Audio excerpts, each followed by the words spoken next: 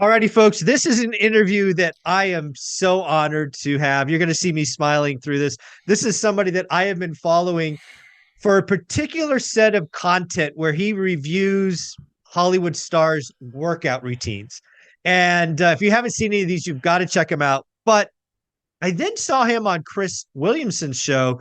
The episode is called The Mindset That Keeps You Poor, and I was just blown away. Folks, let's welcome Dr. Mike to the show. How you doing, Dr. Mike? Thank you for having me, Mike. It's Michael. Mike, how do you like to be called? I usually go by Zuber because there's so many Michaels in the world. Too many Michaels. Zuber it is. There you Very, go. very nice to be on here. Thank you for having me. I appreciate it. Why don't you just kind of really quick introduce yourself to you guys? Who are you? What do you do? All of that, and then we'll get into the meat of the conversation. Sure. Well, so I am a professor of exercise and sports science. I've been such a professor at various universities. I am a competitive bodybuilder and a Brazilian Jiu-Jitsu grappler. I co-own and co-founded Renaissance Periodization, which is, well, technically a software company now. We make a diet coach app and a training app, a hypertrophy training app. And we have a YouTube channel where and we have lots of books where we try to inform and educate the field about how to do things right in the realm of fitness and health, and ideally how not to do them wrong, which is where the Hollywood celebrities come in, mostly the wrong stuff. And so that's the deal. And I suppose pertinent to your viewers and stuff, the corporation that we're running has been, I would say, quite financially successful. And so I've accumulated some wealth and have some idea about how to direct that wealth to its maximum gain. But also, I'm a huge fan because it takes a lot of work to run a company like this and produce all this content.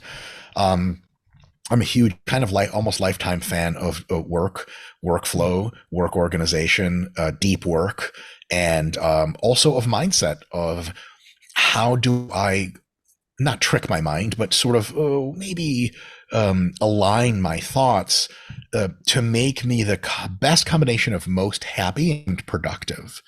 Because there are ways to think sometimes that come by default to us that are not ideal for making us either happy or productive, but we kind of engage in them.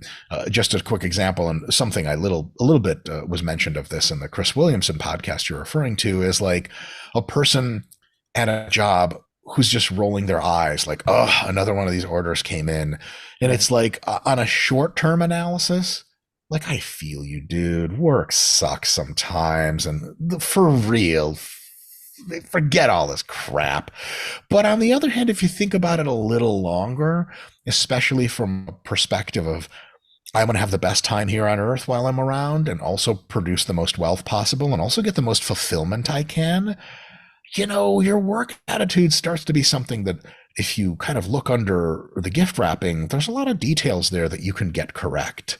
And some of this ends up sounding like way over exuberant Tony Robbins on steroids kind of nonsense of like, just love your job no matter how much your boss punches you in the face every day. And you're like, oh, really?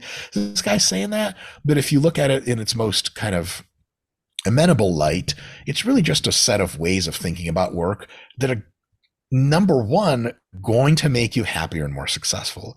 And number two, and this is a lecture I just recorded for our RP YouTube channel, will be out in some number of months. We're a little bit ahead of schedule. It makes your approach to work more like a professional athlete's approach to their work, which is their sport. And there's 99 things you will see in pro practice. Very rarely will you see people eye rolling. Where very rarely will you see people on a basketball court practicing for the NBA not be almost fully engaged with what they're doing. Never will you see them being like, oh, I can't wait till the weekend gets here. They can't wait. They want to practice every hour of every single day. They used to have to drag Kobe Bryant out of practice. He didn't throw his elbows out of his sockets. And all that kind of stuff. That's like when you start thinking, okay, why as a professional in my work and in my career, do I approach my work and career any differently than a pro athlete would approach their sport? You start to ask questions like that. Sometimes you may conclude, well, actually, no, that's stupid and completely different. Or you might come a little closer to the dark side here I'm representing, which is maybe you should be running your career a little bit more like a pro athlete runs their sport, which is to say, kind of maximum attempt at the best possible result, inside and out. Yeah.